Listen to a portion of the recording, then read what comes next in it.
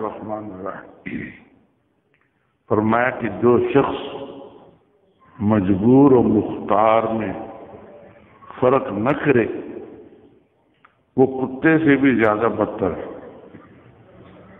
کتے کے اگر لکڑی مارو تو وہ لکڑی پر حملہ نہیں کرتا، لکڑی مارنے والے پر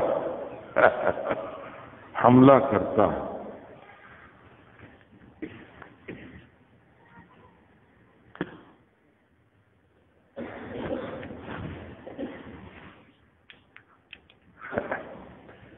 اس ملفوظ میں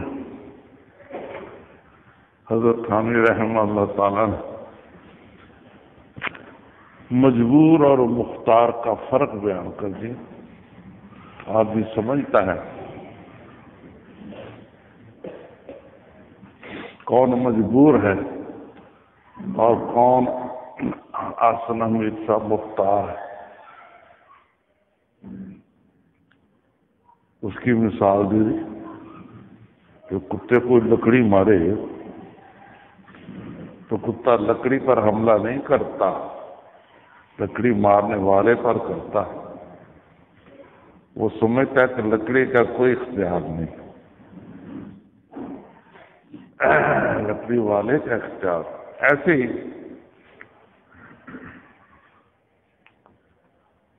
علم بالقلم، حق تعالیٰ نے جو فرما دیا، پہلی جو آیتیں نازل ہوئی تھی 5، ان میں ایک آیت یہ بھی علم بالقلم، قلم کے ساتھ اللہ تعالیٰ نے سکھایا۔ اس میں ایک اشارہ یہ بھی ہے کہ حضرت جبریل علیہ السلام قلم کی طرح ہیں، اگرچہ وہی لے کر وہ آتے ہیں، لیکن وہ استاد نہیں بن گئے نبی پاک صلی اللہ علیہ وسلم۔ ان کا درجہ قلم جیسا ہے، جیسے قلم سے دار و مدار قلم والے پر ہوتا ہے، جو لکھتا ہے اس کی لکھائی اچھی ہے، ایسے ہی جبریل علیہ السلام اللہ تعالیٰ کے بھیجنے سے آتے ہیں، وہ آ کر نبی پاک صلی اللہ علیہ وسلم کو آیتیں سناتے ہیں تو ان کا درجہ قلم جیسا ہے۔ آیتیں بھیجنے والے اللہ تعالیٰ، اس لیے اللہ تعالیٰ استاد ہیں نبی پاک صلی اللہ علیہ وسلم کے، جبریل علیہ السلام استاد نہیں ہیں۔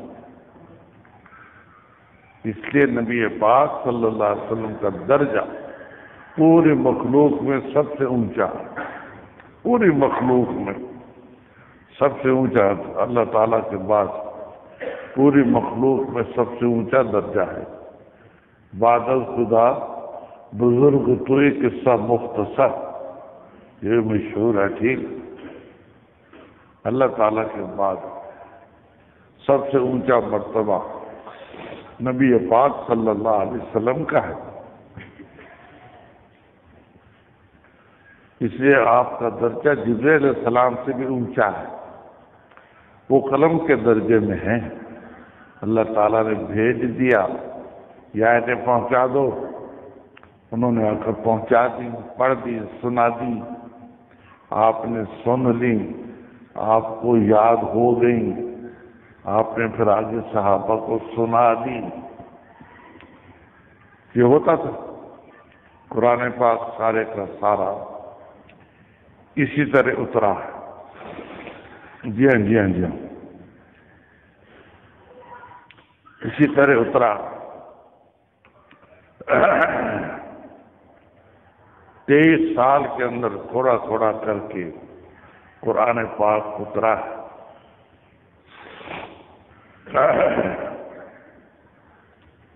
باقی کتابیں نبیوں کو دی گئی ہیں، لیکن اکٹھی، پوری کتاب اکٹھی، پوری کتاب اکٹھی۔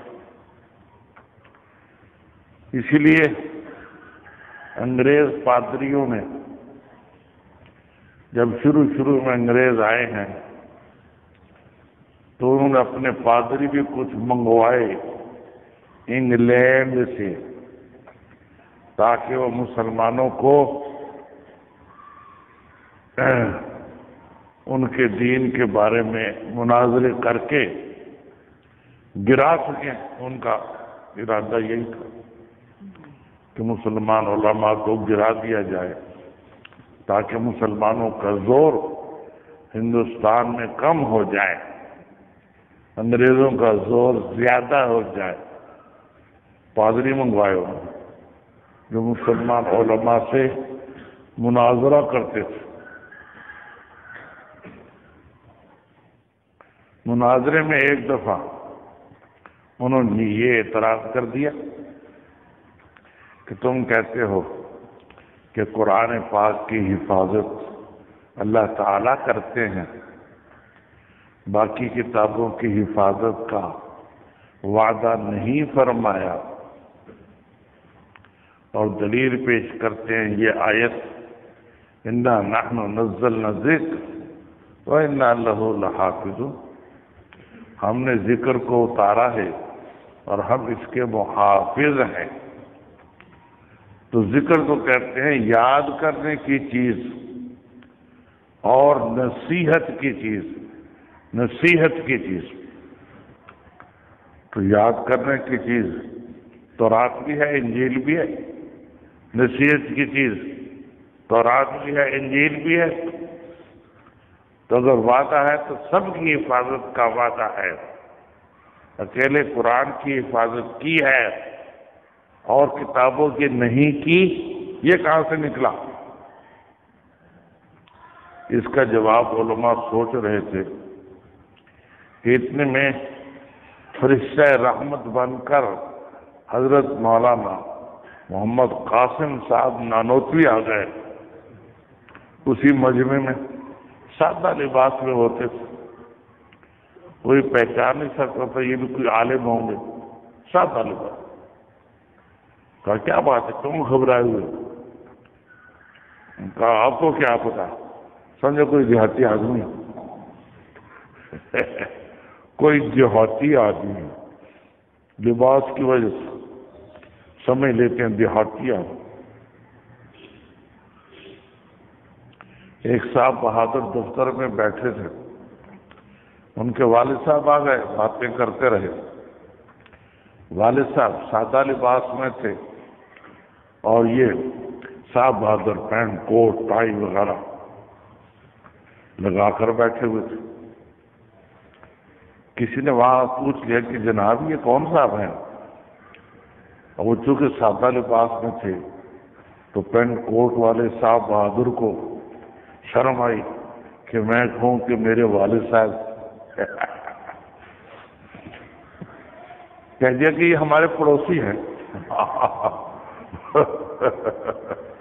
والد صاحب کو غصہ آیا، انہوں نے جوتا اتار لیا، خوب لگائیں اس کے کہ میں تیرا پڑوسی نہیں، تیری ماں کا پڑوسی، میں تیری ماں کا پڑوسی ہوں، تیرا نہیں، تیری ماں کا پڑوسی ہوں، مجھے پڑوسی کہتا۔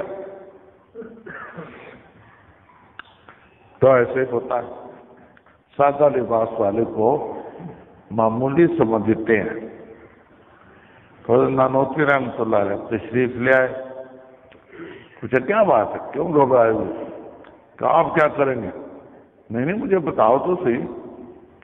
بتا دیا کہ یہ اعتراض کیا ہوا ہے پادریوں نے، جو کوئی اعتراض میں جواب دیتا ہوں اس کو۔ کھڑے ہو گئے کہ یہ تم نے کیا اعتراض کر دیا، اس کو تو ہمارے طلبہ میں سے جو پہلے درجے میں پڑھتے ہیں، درجہ اولا میں، اس کا جواب تو وہ بھی دے سکتے ہیں، یہ تم نے کیا اعتراض کر دی؟ پہلے درجے میں بابوں کے خاصے بتائے جاتے، یہاں باب تفعیل ہے، انا نحن نزلنا، باب تفعیل، نزلنا صرفنا۔ باب تفعیل کا خاصہ ہے تدریج، آہستہ آہستہ اتارنا۔ تو آہستہ آہستہ صرف قرآن پاک اترا ہے، باقی کتابیں اکٹھی اتری ہیں، اس لیے یہ صرف قرآن پاک کے بارے میں ہے، ذکر میں اور داخل ہے، نزلنا میں داخل نہیں۔ انا نحن نزلنا الذکر ہم نے ذکر کو آہستہ آہستہ اتارا ہے، ہم اس کے محافظ ہیں۔ تو جس ذکر کو آہستہ اتارا ہے اس کے محافظ ہیں۔ تورات، انجیل، زبور، صحیفے سب اکٹھے دیے جائے، آہستہ آہستہ نہیں دیے جائے، اس لیے وہ اس میں داخل نہیں ہے۔ جواب دیجیے۔ تو قرآن پاک 23 سال اترا، کافروں نے کہا بھی کہ اکٹھا کیوں نہیں اترا تھا، اکٹھا کیوں نہیں اترا تھا؟ اللہ تعالیٰ نے خود اس کا جواب دیا کہ ہم اکٹھا اس لیے نہیں اتارتے کہ تم کو اعتراض کرو ہم جواب اتار دیں، تم اعتراض کرو ہم جواب اتار دیں، ہم تھوڑا تھوڑا اتارتے ہیں، تمہارے اعتراضوں کے جواب بھی ہوتے رہتے ہیں، اس لیے ہم اکٹھا نہیں اتارتے، موقع کے مطابق تھوڑا تھوڑا کر کے ہم اتارتے ہیں۔ تو قرآن پاک بہت بڑا نور ہے، اس کی بڑی قدر کرنی چاہیے، حفظ کرنا چاہیے، بچوں کو حفظ کرانا چاہیے، تفسیر اس کی سمجھنی چاہیے، عمل کرنا چاہیے۔ بہت بڑا نور، دنیا بھر کی طاقتیں اس قرآن پاک کا مقابلہ نہیں کر سکتی۔ ہزاروں کی تعداد میں کافر مارے گئے، یہ نہیں ہو سکا کہ 2 سطریں بنا لیتے، کہتے کہ دیکھو یہ بھی قرآن پاک کی صورتوں جیسی ہے، ہم بھی بنا سکتے ہیں، یہ اللہ کی کلام نہیں ہے، نہیں کر سکتے۔ جب قرآن پاک میں اعلان ہے اگر یہ انسان کی کلام ہے، انسان تم بھی بنا لا، تم بنا لا، آج تک نہیں بنا سکتے۔ 1400 سال سے زیادہ گزر گئے، آج تک دنیا بھر میں